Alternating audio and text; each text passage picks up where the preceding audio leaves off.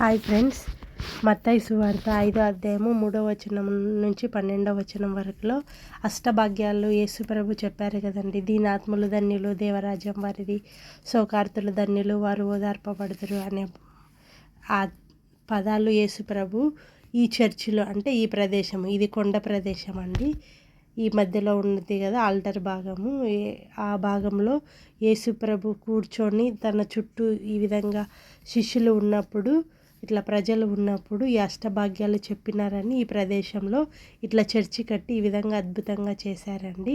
చూడండి, ఇది మధ్య భాగంలో ఎక్కడైతే యేసుప్రభు అనేది, ఆ చర్చి వెనుకాలనే గలిలయ సముద్రం కూడా ఉంది. చూడండి ఎంత బాగుందో. ఈ చర్చికి సముద్రానికి మధ్యలో కనెక్షన్ మిస్ అయిందండి, కానీ చర్చి వెనుకాలనే, చర్చిలో నుంచి నిలబడి చూసినా కూడా ఈ గలిలయ సముద్రం కనిపిస్తుంది. చూసేదానికి కూడా బయట వ్యూ చాలా బాగుంటుంది. Thank you for watching.